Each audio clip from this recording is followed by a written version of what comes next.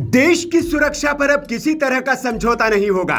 घुसपैठ और घुसपैठिए दोनों की अब शामत आने वाली है। गृह मंत्री अमित शाह के निर्देश पर केंद्र सरकार ने अब बड़ा कदम उठा लिया है। पाकिस्तान, बांग्लादेश, नेपाल और म्यांमार से सटी अंतरराष्ट्रीय सीमाओं के 30 किलोमीटर के भीतर बने सभी अवैध मजहबी ढांचे अब ठहाए जाएंगे। मतलब न बचेगी मस्जिद, न बचेगी कोई मजार। ये आदेश सीधे गृह मंत्रालय से जारी हुआ है। राजस्थान, उत्तर प्रदेश, गुजरात, असम, जम्मू कश्मीर, बिहार समेत 17 राज्यों को साफ कहा गया है, सीमा के भीतर 30 किलोमीटर के दायरे में एक भी अवैध धार्मिक निर्माण नहीं बचेगा। मिशन शुरू हो चुका है।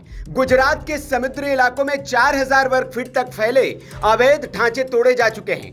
यूपी में नेपाल बॉर्डर से लगे जिलों में 298 अवैध मस्जिदों को चिन्हित किया गया है। कई को ध्वस्त भी कर दिया गया है।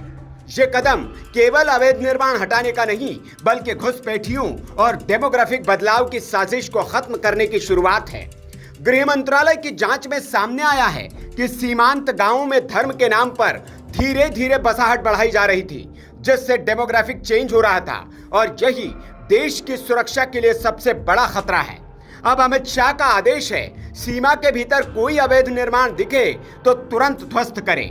दरअसल गृह मंत्री शाह ने हाल ही में गृह मंत्रालय के सीमा प्रबंधन विभाग की बैठक ली थी, जिसमें आईबी निदेशक और राज्यों के मुख्य सचिवों को आदेश दिया गया था कि सीमांत जिलों के कलेक्टर से यह सुनिश्चित कराया जाए कि सीमा के 30 किलोमीटर भीतर कोई अवैध निर्माण न हो और अगर कहीं मिले तो उसे तुरंत ध्वस्त कराएं। साथ ही पलायन रोकने के बाद टूरिज्म आदि से ऐसी व्यवस्था करे कि सीमावर्ती गांवों का एक भी घर खाली न रहे।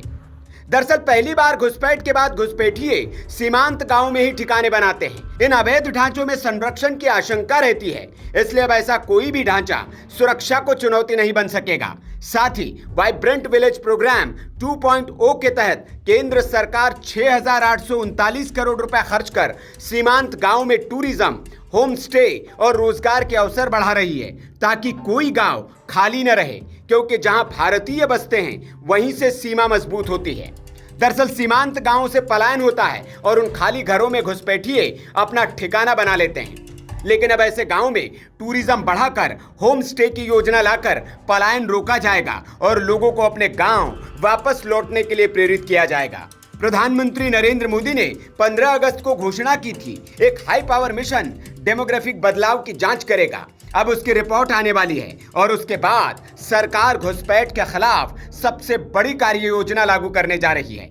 सुरक्षा सर्वोपरि मोदी सरकार के लिए सिर्फ नारा नहीं, केंद्र सरकार की नीति बन चुका है।